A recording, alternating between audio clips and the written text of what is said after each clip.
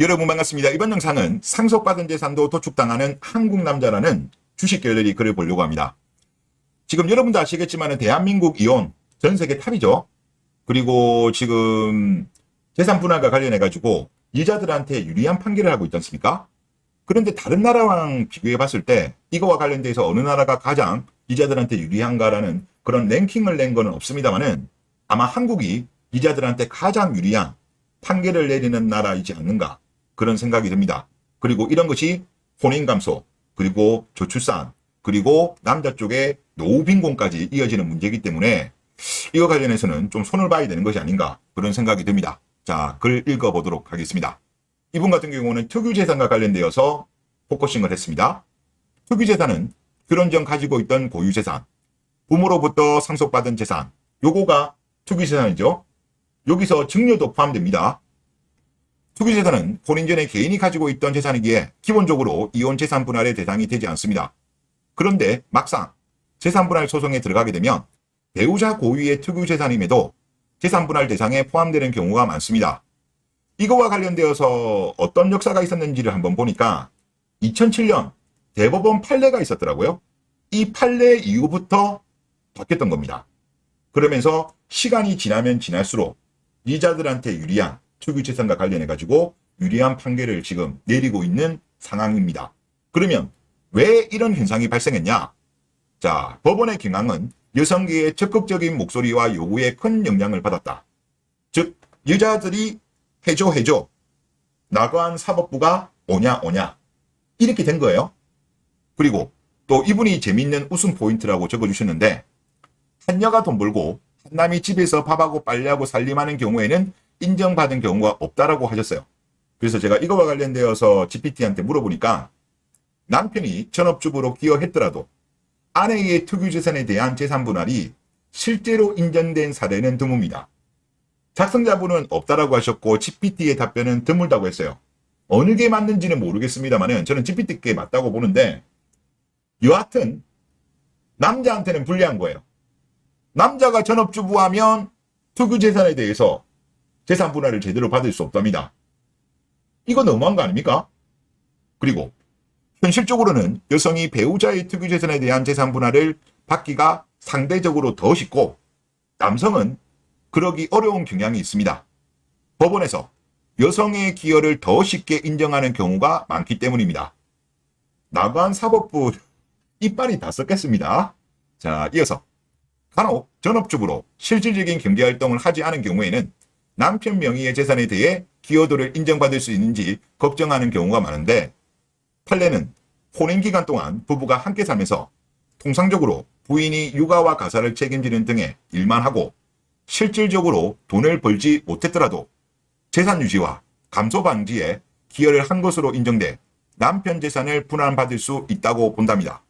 특히 전업주부의 기여도는 혼인 기간이 길수록 유리합니다. 그리고 지금 밑에 나오는 내용은 뭐냐고 하면 실제 사례입니다. 지금 항소심에서 재산 분할로 29억 원 이상 인정받은 사례입니다. 구글에도 검색하면 나오거든요. 한 법률사무소에서 사례로 올린 거를 올리신 건데 내용을 보면 남편과 30년이 넘는 혼인 기간 동안 남편을 도와 경제활동을 하면서 가사와 두 아이의 양육을 전담하였고 자녀들이 모두 성인이 되어 독립하게 되자 이혼 소송을 제기하였습니다. 이자 쪽에서 제기한 거예요. 자, 그런데 모든 부동산이 남편 앞으로 되어 있었고 남편은 대부분이 부모님으로부터 상속받은 특유재산이므로 재산 분할을 해줄 수 없다라고 주장을 한 거예요. 그런데 최종적인 판결은 어떻게 되었냐고 하면 대부분의 재산이 상속받은 재산임에도 불구하고 즉 남편 소유의 모든 재산이 분할 대상이 된다고 법원이 판결을 내린 겁니다. 그래서 의뢰인의 기여도 또한 50%가 인정이 된다면서 재산 분할로 29억을 성공적으로 마무리했다고 합니다. 특유재산을 다 인정해 준 거예요. 실제 법원에서 나왔던 판결문입니다. 참 대한민국 같은 경우는 너무 스윗한 사법부가 아닌가 그런 생각이 들고 그리고 제 기억으로는 그렇습니다. 2000년대까지만 하더라도 2010년 전까지만 하더라도 예를 들어서 부모님들의 노후 준비, 즉 남자 쪽 부모님들의 노후 준비에 대해서 그렇게 심하게 안 따졌어요. 그런데 2010년대부터 시간이 지나면 지날수록 최근에 오면 올수록 남자 부모님의 재산을 따지는 경향성이 심해졌습니다. 물론 이자들이 말은 노후 준비가 되어 있었으면 좋겠다고 하지만 그거를 액면 그대로 믿으면 안 되죠. 그리고 2000년대만 하더라도 대한민국 케이녀들 같은 경우는요, 시댁과 거리가 먼 남자를 좋아했습니다. 왜냐하면 자주 찾아뵙지 않아도 되고 상대적으로 시어머니가 덜 오겠죠, 뭐니까.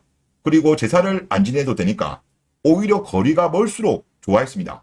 그런데 최근 같은 경우는 예를 들어서 수도권 이자라고 한다면 오히려 남자가 지방에 있으면 감점 요인입니다. 오히려 가까운 걸 좋아해요. 수도권이면 같은 수도권. 왜냐? 여러분도 아시겠지만 지금 같은 경우는 지방과 수도권의 부동산 가격이 크게 차이 나잖아요. 그래서 과거와 달리 오히려 수도권에 있는 시부모를 좋아합니다. 그리고 제 기억으로는 2000년대까지만 하더라도 외동인 장남은 이자들이 선호하지 않았습니다. 그런데 최근에 들어서는 오히려 외동인 장남을 선호하는 것 같습니다. 물려받을 게 많은 경우에. 상황이 바뀐 거예요. 왜? 과거 같은 경우는 투기재산에 대해서 인정이 안 됐잖아요. 지금은 투기재산에 대해서 인정이 되잖아요. 그러니까 이자들의 선호도 바뀐 거예요. 그리고 형제가 많은 남자 같은 경우는 마이너스 요인도 되고 있는 거예요. 나관 사법부의 판결이 많은 결혼 문화를 지금 바꾸고 있는 겁니다. 그리고 이왕 나온 김에 국제결혼 관련해서도 한번 GPT한테 물어봤습니다. 일단 재산 분할 그리고 양육권 이 두 가지 관점으로 해가지고 어떤가 차이점을 좀 물어보니까 국제결혼에서 남성이 재산 분할에서 덜 당할 가능성이 높다. 국내 결혼과 비교해봤을 때. 그렇지만 이는 법적 절차와 복잡성, 적용되는 법률에 따라 달라질 수가 있다. 일단 경향성은 그렇다는 거예요. 국내 결혼과 비교해봤을 때 재산 분할에 있어서 국제결혼이 남자 입장에서는 더 유리할 가능성이 높다. 요거를 답변한 거고, 양육권 관점에서는 일반적으로 한국에 거주하는 부모가 양육권을 얻을 가능성이 높습니다. 하지만 자녀의 복리가 최우선이므로 외국인 배우자가 더 나은 양육 환경을 제공할 수 있다면 양육권을 얻을 가능성도 있습니다. 제가 여기서 전제를 어떤 걸 달았었냐고 하면 국제결혼한 외국인 여자가 한국 국적을 취득하지 않았을 때를 전제로 해서 물어봤습니다. 그렇게 해서 답변이 나온 거예요. 그래서 이런 것도 조금 감안하시면서 여러분들이 만약에 결혼을 한다면 국내 결혼이 나은지 국제 결혼이 나은지 한번 판단해 보시는데 도움이 되지 않을까 그런 생각이 듭니다. 네, 이번 영상 여기서 마치겠습니다. 감사합니다.